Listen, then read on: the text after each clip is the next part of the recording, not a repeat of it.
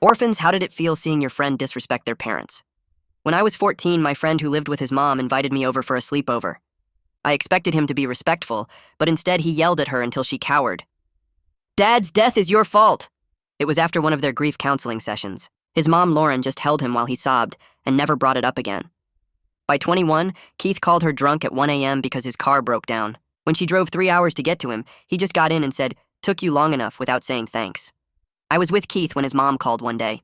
For the first time, she was asking him for something. Next Saturday is 8 years since Dad passed. Could you come home for dinner? Long pause. That night, he texted her, "I'll be there Saturday. 6 p.m., I promise." She showed me her grocery list, told me after 8 years of being strong for him, he was finally going to be there for her. All he had to do was show up. I arrived early to help her cook. She'd already been to the cemetery at 7 a.m. I told him Keith's coming today, that he'd be so proud. Then she brought out photo albums, pictures of Keith's dad. I watched as she talked to them like he was there. "Look, honey, and doesn't make sense is the dad proud of his son eating dinner? I'm making your pot roast. Keith's coming tonight." She held their wedding photo close. She was smiling through tears. "And tonight he's going to be there for me, just like you would have been." At 6 p.m., he still hadn't arrived. She texted, "Keith, are you here? Dinner's ready." He left her undelivered. At 7 p.m., she called for the 10th time. This time he picked up, and the second I heard the background music, my stomach dropped. "Keith?" Her voice was barely there. "Hey, Mom, what's up?" He was yelling over music. "Keith, where are you?" "Oh, I'm at Samuel's place. He's throwing this huge party. It's insane." "Keith, it's 7 p.m. You were supposed to be here at 6. Long pause. The music blared. "Wait. Crap. Was that tonight?" I watched her face shatter. "You texted me this morning. You said see you tonight." "I mean, yeah, but I thought you meant like next weekend or something." "Keith, do a shot!" Someone screamed in the background. "1 second. Mom, I'm sorry. Samuel invited me last minute and it's the anniversary, Keith. The 8-year anniversary of your father's death." "Oh, right. Yeah. Look, Mom, we can do dinner literally any other time. What's the big deal?" She sat there holding the phone even though the line was dead. Looked at his cold plate. "I'm sorry. He didn't come. Our boy didn't come." She was sobbing. "You'd be so disappointed in how I raised him. You would have done a better job." She stood up and walked to the trash and scraped Keith's entire meal into the garbage. Next Sunday, Keith showed up at 5 p.m. like always, on his phone, laughing. "Hey, Mom!" He went straight to the fridge, sat down scrolling. Lauren was making spaghetti. She was quiet. "What's for dinner?" "I'm starving." She didn't answer. "Mom? What are we eating?" "Spaghetti." "Cool." She set down her fork. "We need to talk about last Saturday." He shrugged. "Oh yeah, sorry I couldn't make it. That party was crazy though. I met this girl. You promised me you'd be there. And I said I forgot. What do you want me to say?" I apologized. "No, Keith. You chose a party over me." "Okay, and? Mom, I'm a grown man and make my own decisions. It was the 8-year anniversary of your father's death. Dad's been dead for 8 years. At some point, you have to let it go." I couldn't stay quiet anymore. "Keith, are you serious right now?" "Dude, stay out of this. This is between me and my mom. Your mom spent 6 hours cooking. She set up photos. She sat there alone until 9 p.m. waiting. See?" he said to her. "This is what happens when you complain to other people." I didn't complain. He was here. He watched me sit at that table alone. That's when Lauren's hand gripped the counter. Her other hand went to her chest. "Mom?" Keith's voice changed. Her breathing got weird. I jumped up and caught her before she hit the floor. "Call 911!" I yelled at Keith. He just stood there frozen.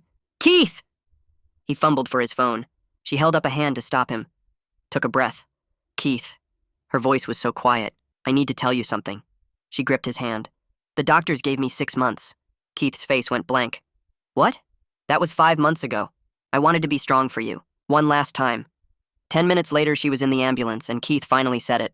"Mom, there's a reason why I never appreciated you." His next words even made the EMTs pause. He opened his mouth, but nothing came out. One of the EMTs shifted position to check Lauren's blood pressure, while the other kept his eyes on the road. But I saw them both glance at each other.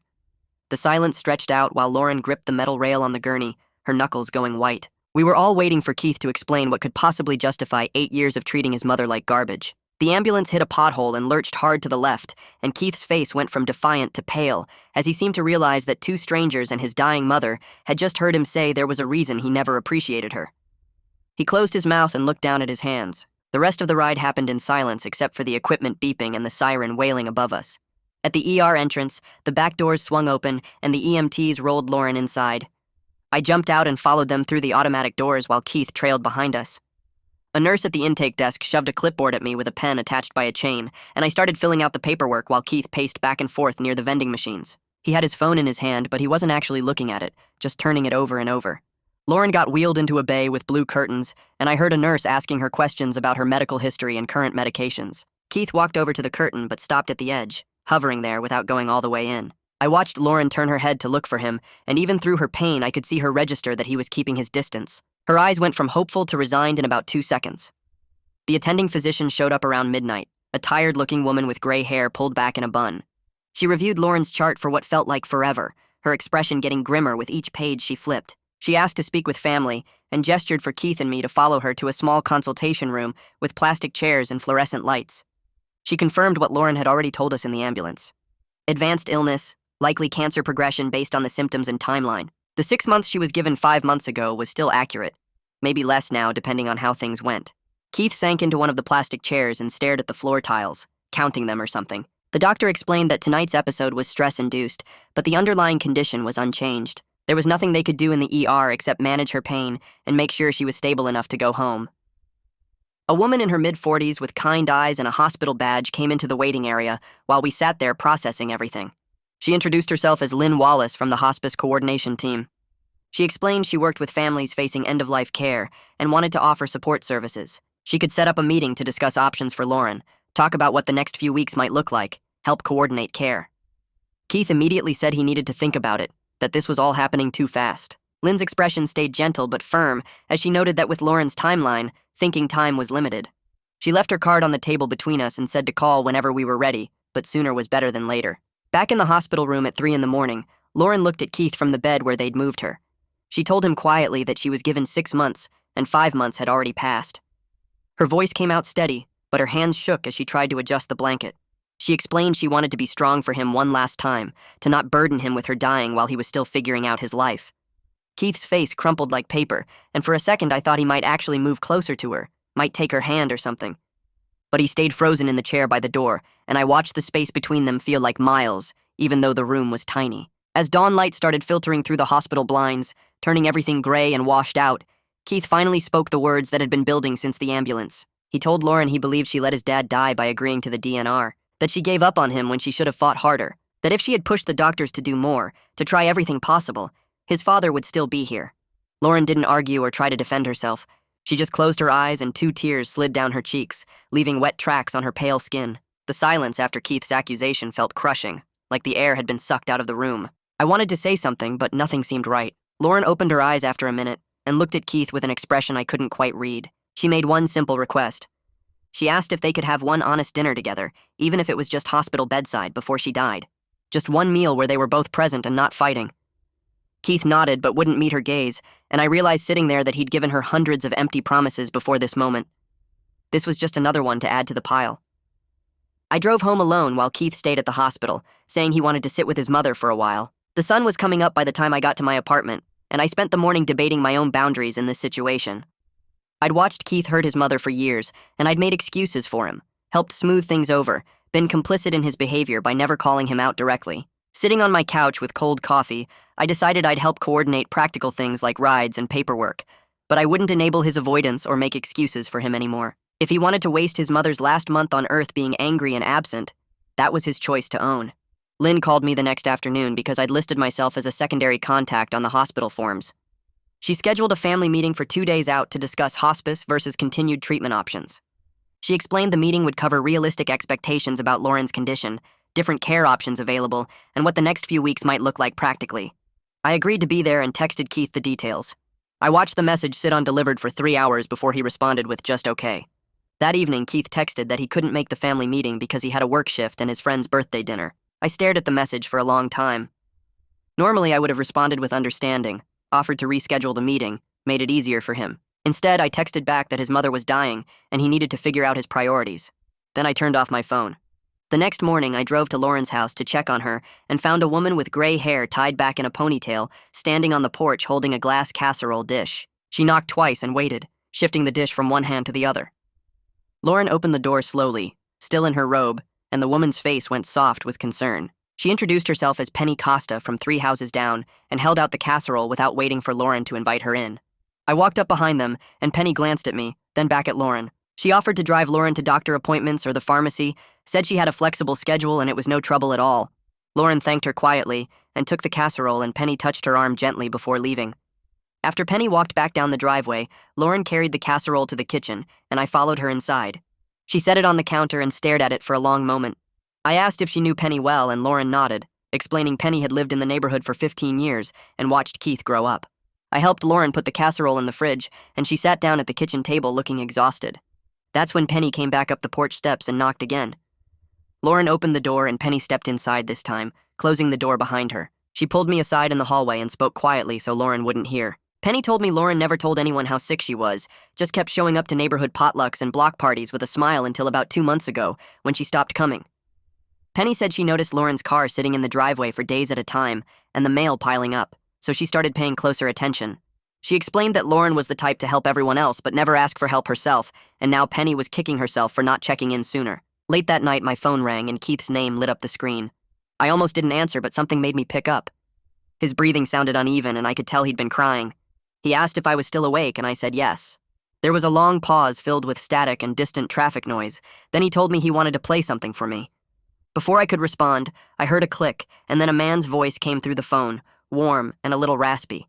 The voice said Keith's name with so much affection it made my chest tight. It told Keith that he loved him and was so proud of the man he was becoming that he wished he could be there to see Keith graduate and get his first real job and fall in love. The voice said Keith was going to do amazing things and that even though the treatments weren't working, knowing Keith would be okay made everything easier. The recording ended with a soft goodbye, and then Keith's voice came back, broken and shaking. He explained he saved this voicemail 8 years ago, recorded it from his dad's phone the week before he died. Keith said this is why he knows his dad wanted to live, why the DNR was wrong, why his mother gave up too soon. His voice cracked as he talked about listening to this recording hundreds of times, hearing proof that his father wanted more time. I listened to him sob into the phone and realized he'd built his entire blame story on this one piece of evidence, clinging to his dad's love as proof that the DNR was betrayal instead of mercy. I let him cry for a while before I spoke. I told Keith I wasn't covering for him with his mother anymore, that I wouldn't make excuses or smooth things over when he didn't show up. My voice came out harder than I intended, but I didn't soften it. Keith got defensive immediately, saying I didn't understand what it was like to lose a parent, that I couldn't judge him for how he handled his grief. I cut him off and reminded him he was about to lose his second parent, and he was choosing to spend the time being angry instead of present. The line went quiet for several seconds, and I thought he might hang up. Instead, he asked what I wanted him to do, and I told him to show up, to actually be there instead of making promises he wouldn't keep. He said okay in a small voice and ended the call. 2 days later, I sat in Lynn's office with Keith and Lauren for the family meeting. Lynn had a yellow legal pad in front of her, and she started writing a list while she talked. She explained they needed to create a care task schedule with specific responsibilities assigned to specific people. She wrote down medication pickup, meal preparation, appointment transportation, and household maintenance in neat block letters. Lynn looked at Keith and assigned him the medication pickup because it was concrete and time-limited, something he could do weekly without needing to coordinate with anyone else.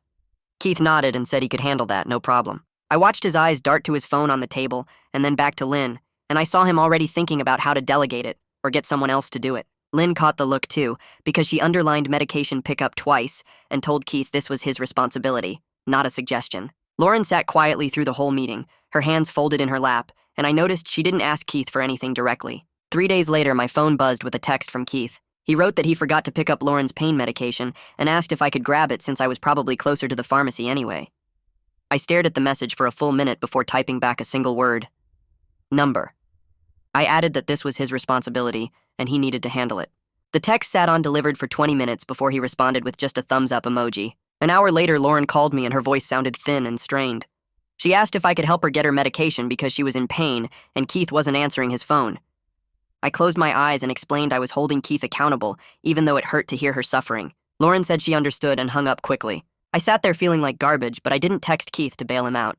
Keith eventually showed up at Lauren's house that evening with the medication. I was there helping with dinner when he walked in and handed her the pharmacy bag. Lauren thanked him and took her pills, then told him the pain wasn't that bad anyway. She could have waited until tomorrow. I watched Keith's face relax with relief as he accepted this easy out. He didn't apologize for being hours late or acknowledge that she'd been in pain all afternoon. Lauren minimized and Keith accepted the minimizing, and I realized this had been their pattern for years. She protected him from consequences, and he let her. The next day, I called Lynn privately and told her what happened. Lynn sighed and said she'd add medication management to her own checklist, that she couldn't rely on Keith for time-sensitive tasks yet. A week later, Lynn called Keith and told him she was referring him to a therapist named Eugene Murphy, who worked with grief and family stuff. Keith agreed to go, but complained to me afterward that he didn't need therapy, he just needed people to understand his perspective. His first session was on a Thursday afternoon, and I drove him there because his car was making a weird noise. Eugene's office was in a small building near the hospital with generic landscape paintings on the walls. Keith came out 40 minutes later looking annoyed and defensive. On the drive back, he told me the session was awkward, that Eugene just sat there and listened without agreeing or disagreeing with anything. Keith said he explained his whole side of things, and Eugene just nodded and scheduled another appointment. I asked what Eugene said, and Keith shrugged, reporting that Eugene mentioned understanding could go both ways. The second session happened the following week, and Keith came out looking angry instead of annoyed. He got in the car and slammed the door harder than necessary.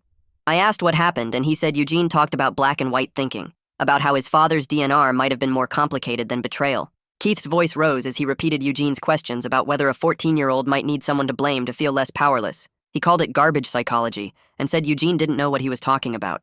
But when I asked if he was going back, Keith said yes, he had another appointment scheduled for next Tuesday. I noticed he kept that appointment in his phone calendar with a reminder set. The following Saturday, I went to Lauren's house to help her organize paperwork for the hospice team. She sat on the couch directing me to different drawers and file folders while I sorted through years of medical bills and insurance documents. In the bottom drawer of her desk, I found a thick blue binder labeled Advanced Care Planning in neat handwriting. I pulled it out and opened it on the desk. Inside were medical documents, legal forms, and a copy of a DNR order dated 8 years ago. My hands went cold as I read the signature line. Keith's father had signed it himself 2 weeks before his death. There were notes in his handwriting in the margins, small and careful.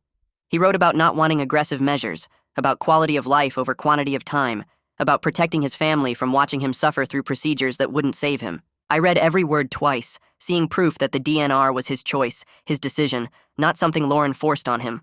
That evening, Keith came over for dinner, and I waited until Lauren went to lie down before I showed him the binder. I set it on the kitchen table in front of him and opened it to the DNR page. Keith's face went blank as he stared at his father's signature. He picked up the binder and read the notes in the margins, his eyes moving over his dad's handwriting again and again. I watched his expression cycle through denial, then anger, then confusion as he processed what he was seeing. His hands started shaking, and he set the binder down hard on the table.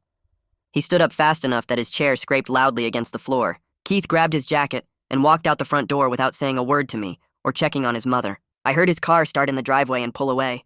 I picked up my phone and texted him a photo of the DNR page and the notes in his father's handwriting, making sure he couldn't pretend he didn't see them or claim he misread something in the moment. That night around 11 p.m., I got a call from Lauren's number, but it was the hospice nurse on the line asking me to come over. I drove straight there and found Lauren in bed gripping the sheets, her face tight with pain she'd been hiding all day. The nurse was adjusting her medication pump and checking vitals while explaining that emotional stress makes physical pain worse, that Lauren's body was responding to everything that happened with Keith. After the nurse left, I sat in the chair next to the bed, and Lauren reached for my hand. Her grip was weak, but she held on and whispered that she was so tired of being strong, of protecting Keith from the truth about everything. She said she'd spent 8 years making sure he never had to see how hard things really were, and now she didn't have the energy to keep doing it. I just sat there holding her hand until she fell asleep around 2 a.m., then I crashed on the couch because I didn't want her to wake up alone. The next morning, Penny showed up at 8 a.m. with coffee and breakfast sandwiches, telling me to go home and shower while she sat with Lauren. I ran my errands and came back 3 hours later to find Penny waiting by the front door with her arms crossed. She pulled me into the kitchen and her voice shook as she told me Lauren had been shielding Keith from everything for years. Penny said she'd watched Lauren hide medical bills in drawers when Keith visited, seen her downplay symptoms and cancel doctor appointments so Keith wouldn't worry, heard her make excuses for why she couldn't do things she used to do.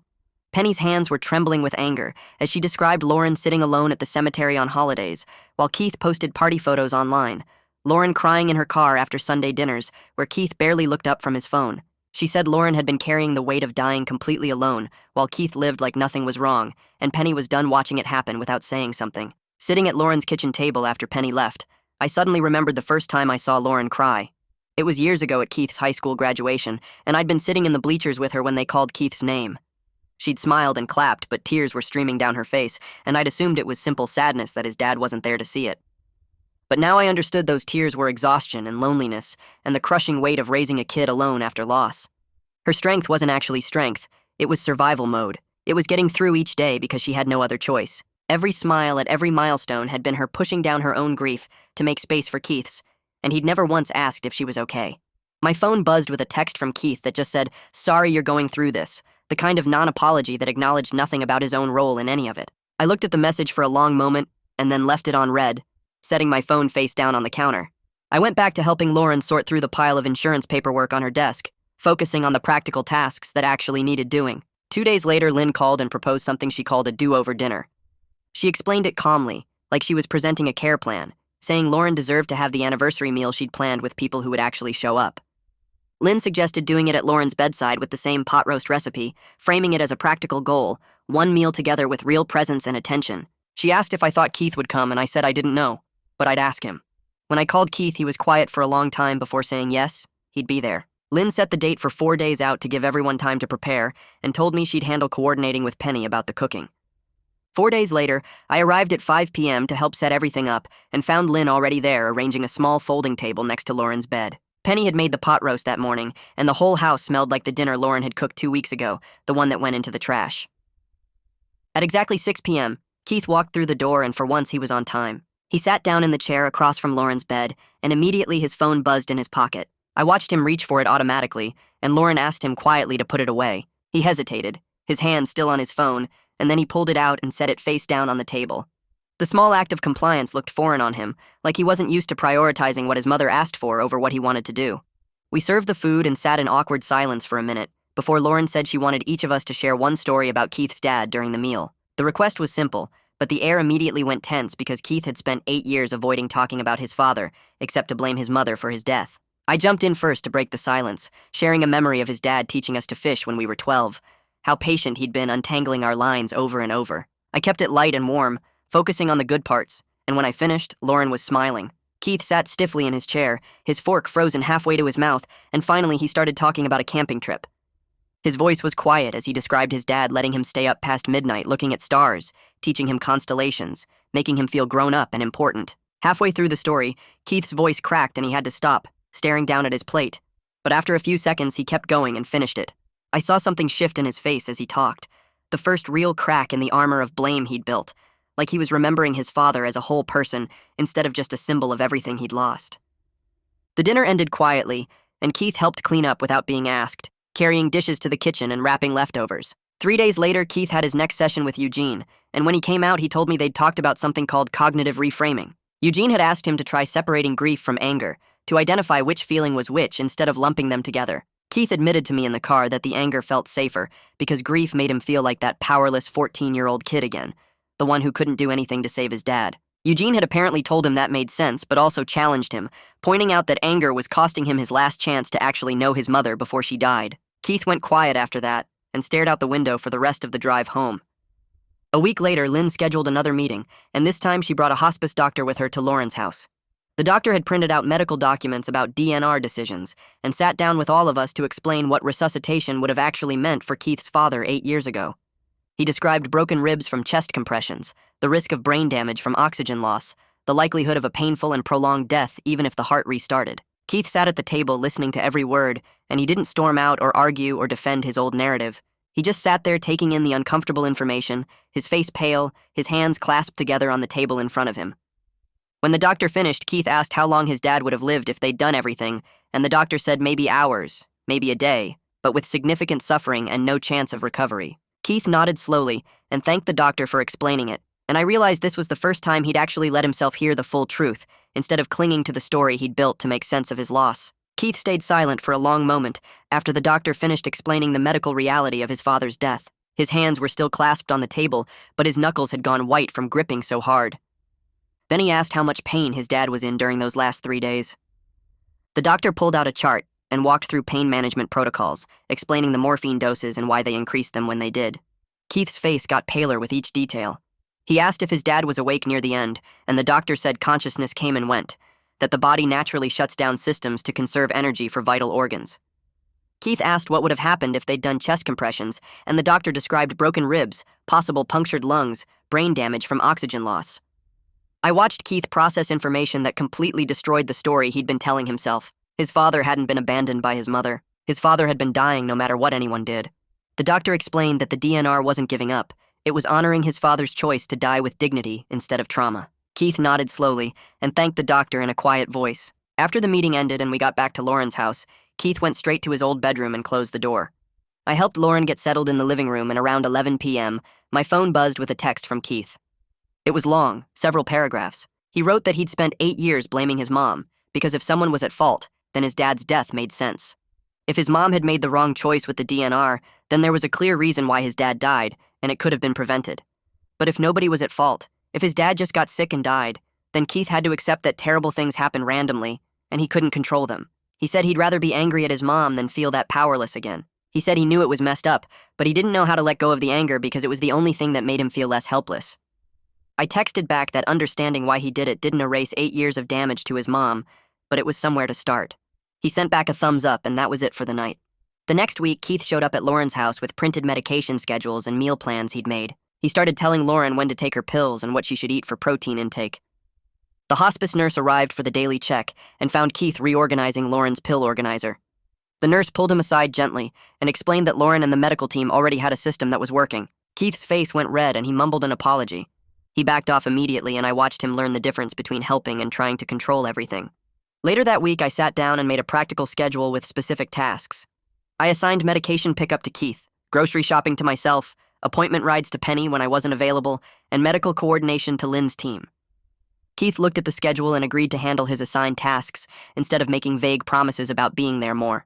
The structure seemed to calm him down. He had concrete actions he could take instead of just swimming in guilt and not knowing what to do. One evening, Lauren asked me to help her in the kitchen, and once we were alone, she said she needed to tell me something. She asked me not to try to replace Keith after she was gone, to let him figure out his own life even if he struggled.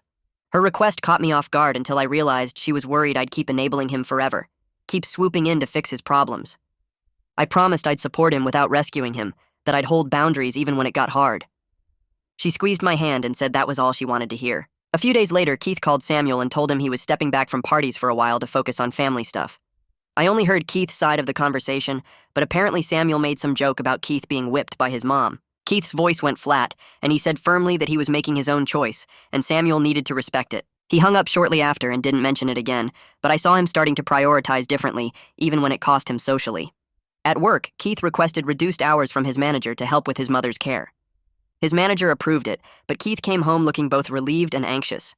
He told me his paycheck would be smaller, and he was worried about covering his car payment. I watched him make a real sacrifice without expecting Lauren to praise him or accommodate him for it. Lynn helped us file paperwork for family leave resources and arrange for hospice equipment to be delivered to Lauren's home. The process involved endless forms and phone calls and waiting on hold with insurance companies. Keith showed up to every appointment with Lynn and filled out every form himself instead of asking me to do it. These small acts of follow-through mattered more than any grand gesture would have. One afternoon, Lauren sat at the kitchen table writing a letter by hand.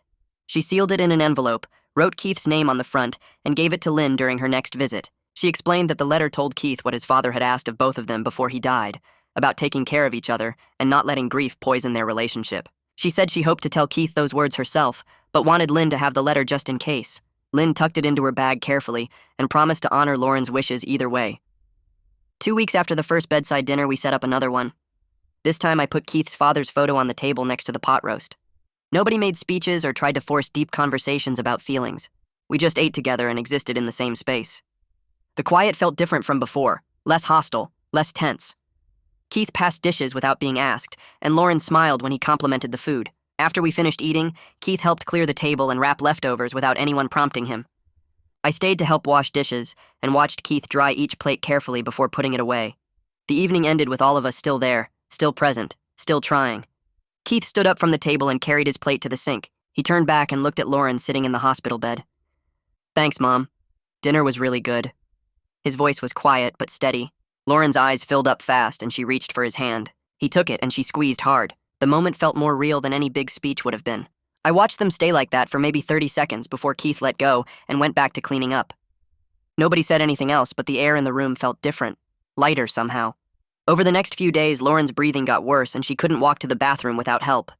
Lynn called and said we needed to get a hospital bed delivered to the house. The day it arrived, Keith showed up early without me asking him to. The delivery guys set it up in the living room, and we had to move the couch and coffee table to make space. Keith lifted the heavy stuff without complaining. He asked questions about how to raise the bed and lower it, where the controls were, what position would help his mom breathe easier. Penny came over with spare pillows and helped us arrange everything. The house looked completely different with the bed as the center of everything. Lauren's bedroom upstairs became just a place to store her clothes. Keith didn't say anything about losing the living room or how weird it looked. He just kept working until everything was set up right. That night, Keith and I split the hours into shifts, so someone was always with Lauren. I took the early evening and he took the late night. Around 2 a.m., I woke up to use the bathroom and found Keith sitting in the chair next to his mom's bed. She was asleep, but he was just sitting there awake. I almost went back to my room, but he saw me and waved me over. I sat on the couch and he started talking in this low voice. He told me about being 14 and watching his dad in the hospital, how the machines beeped all the time and the room smelled like cleaning products and sickness, how his dad's skin looked yellow and his hands were cold. Keith said he kept asking the doctors why they couldn't fix it, why the medicine wasn't working, why his dad kept getting worse. Nobody gave him answers that made sense. He said his mom seemed so calm through all of it, like she accepted it, and that made him so angry. He wanted her to fight and scream and demand they do more. Instead, she just sat there holding his dad's hand and talking quietly. Keith's voice cracked when he said he thought she gave up. I didn't try to explain or defend Lauren. I just let him talk. He went on for maybe 20 minutes about being scared and confused and feeling like the world didn't make sense anymore. When he finally stopped talking, he just sat there looking at his mom sleeping. I went back to bed around 3 a.m. and left him there in the chair. The next morning, I saw Keith's phone on the kitchen counter. He came in for coffee and I watched him pick it up and start scrolling. Then he stopped and opened his messages. He found the group chat with Samuel and his other party friends and held his finger down on it. The option to delete came up and he tapped it. Then he went into his settings and turned off all his social media notifications. He set the phone down and looked at me. Feels weird, he said. I asked what felt weird. Not knowing what everyone's doing, but also kind of peaceful. He poured his coffee and went back to sit with his mom. A few days later, Lynn set up a joint therapy session at Eugene's office. She said it would help Keith prepare for what was coming. Keith agreed to go and I drove him there. Lauren wanted me there too, so the three of us sat in Eugene's office while he explained what the session would cover. Keith's body language was stiff at first, arms crossed, not making eye contact. But Eugene had this calm way of talking that didn't push. He asked Keith what he was most afraid of and Keith said he didn't know. Eugene waited. The silence stretched out for a while. Finally, Keith said he was afraid of being alone with the grief, of not knowing how to handle it, of falling apart. Eugene nodded and said that was a normal fear. He asked if avoiding the grief had made it easier or harder. Keith thought about it and admitted it made things harder. The session went on for an hour, and by the end, Keith was actually talking instead of just giving short answers. Eugene asked Keith directly why he blamed his mother for so many years. Keith stared at the floor for a long time. Then he said, blaming her was easier than facing how scared and helpless he felt watching his dad die.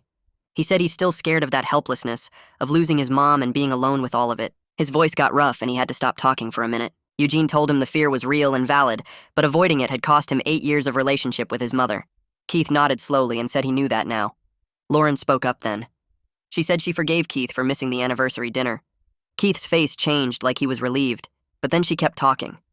She said she didn't forgive him for the pattern of cruelty over the years, for the way he treated her, for making her feel worthless. She said forgiveness wasn't automatic. She needed to see sustained effort and changed behavior, not just promises. Keith's face went pale, but he nodded.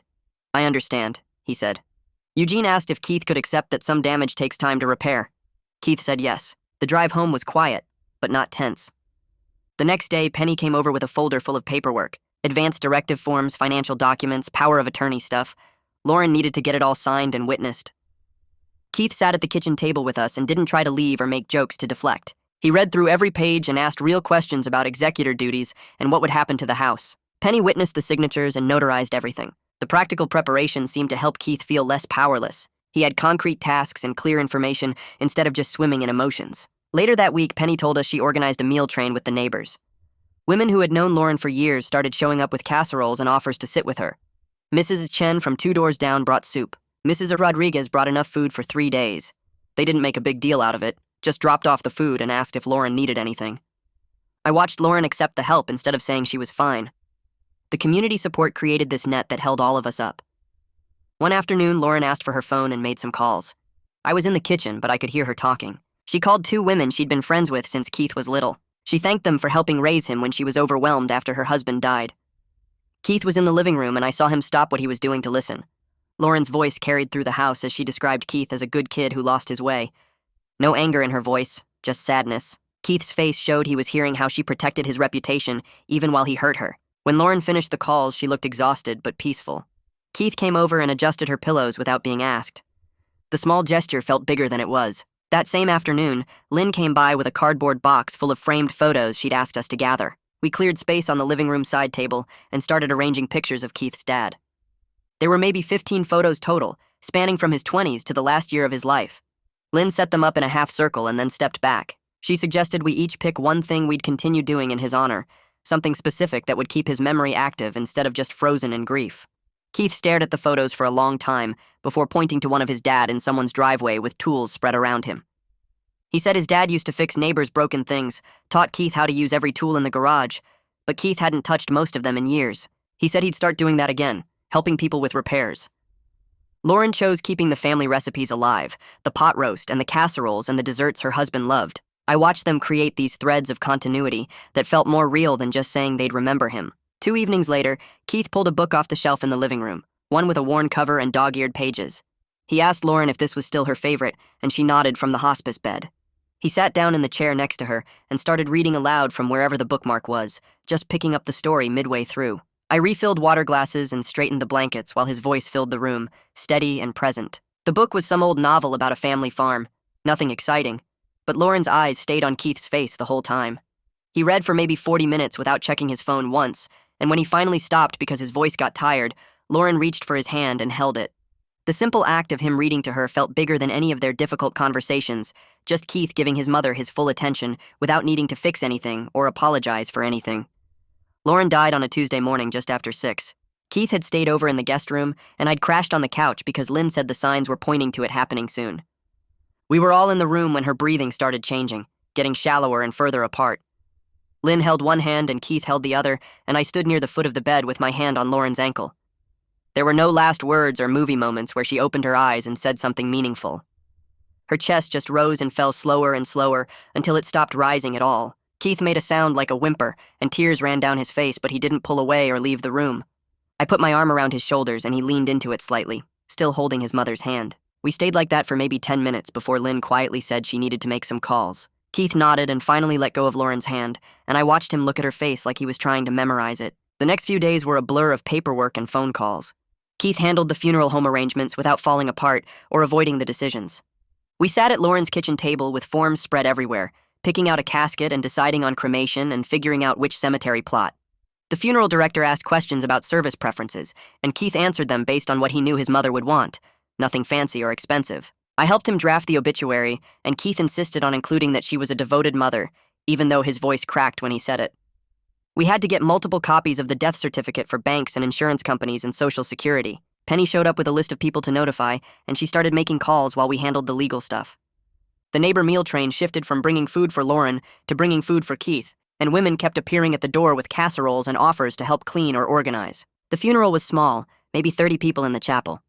Keith wore a suit that was probably from his high school graduation, and he stood at the front looking pale but steady. He gave a eulogy that lasted maybe 3 minutes. He talked about how their relationship had been difficult, how he'd spent 8 years being angry and cruel, how he'd blamed his mother for things that weren't her fault. He didn't sugarcoat any of it or try to pretend they'd had some perfect reconciliation. He mentioned the 2 bedside dinners and how his mother had been patient with him even when he didn't deserve it. His voice got rough when he thanked her for not giving up on him, even when he'd given up on her. He said he wished he'd done everything differently, but he was grateful she'd given him the chance to be there at the end. Then he sat down, and Penny squeezed his shoulder and the service continued with some generic readings. 2 weeks after the funeral, Keith kept his appointment with Eugene. I drove him there because he seemed nervous about going to therapy without the immediate crisis. They met for an hour, and when Keith came out, he said Eugene had helped him set up a structure for mourning, weekly check-ins with me, monthly visits to both parents' graves, and continued therapy sessions. Eugene had apparently explained that grief without imminent loss feels different, that Keith needed concrete practices to process everything instead of just drifting. Keith scheduled his next session right there in the waiting room, and I watched him actually write it in his phone calendar. A few days later, Keith told me he wanted to keep living in his mother's house for now. He said selling it immediately felt wrong, like erasing her too fast. We sat at that same kitchen table and talked through the practical stuff. Mortgage payments, utility bills, property taxes, maintenance costs.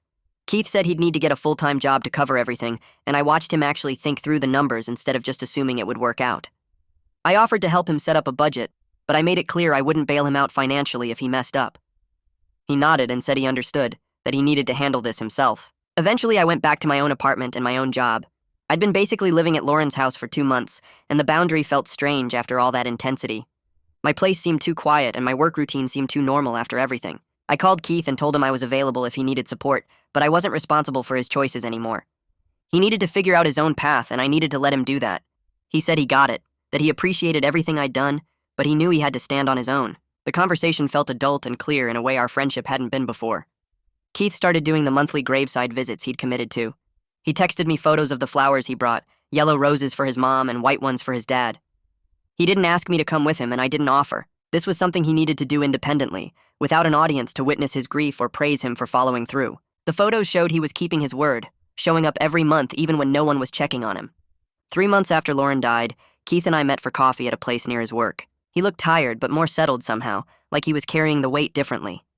He told me he'd been journaling about his parents, writing down memories without trying to make them fit a narrative of blame or redemption. He was seeing his mother's choices with more complexity now, understanding that she'd been a real person trying her best, and not just a symbol of everything he'd lost. He said he'd probably always wish he'd done things differently, that the regret was something he'd carry forever. But he was learning to live with it instead of being paralyzed by it, learning to let the regret motivate him to do better going forward, instead of just drowning in shame. A few weeks later, Keith texted me about the grief support group Eugene had recommended. He'd gone to 3 meetings already, and found it helpful to hear other people talk about complicated family stuff.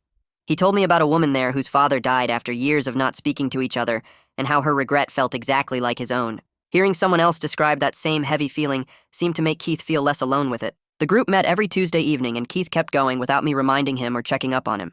On what would have been the 9-year anniversary of his father's death, Keith texted me and Penny asking if we could come over for dinner that night. When we arrived, the house smelled like pot roast, and I saw Keith had pulled out his mother's recipe card, the one with her handwriting on it. He'd been cooking for hours, and the table was set with his father's photo next to the pot roast, just like Lauren had done. We sat down and ate together, and Keith asked each of us to share a memory of his parents. Penny talked about Lauren bringing her soup when she was sick, and I shared a story about Keith's dad teaching us to change a tire. Keith told us about a camping trip where both his parents stayed up late with him watching for shooting stars. His voice stayed steady the whole time, and the dinner felt like honoring them instead of being haunted by them. After we finished eating, Keith said he wanted to make this an annual thing, cooking the pot roast every year on the anniversary. Penny and I agreed right away. I've watched Keith continue building a life over these past months that includes grief instead of being defined by it. He works his job, goes to therapy every other week, keeps the house maintained, and shows up for the things he commits to. The change isn't dramatic or perfect, but it's real, and it's lasted. When I think about that missed anniversary dinner, I realize it became something else entirely. 2 bedside meals and an honest goodbye that gave them both a different ending than the one that seemed inevitable back when Keith left his mother sitting alone at that table. And that's the whole thing. Nothing too dramatic, just the way it went down. Thanks for keeping me company for a few minutes. See you if you swing by again.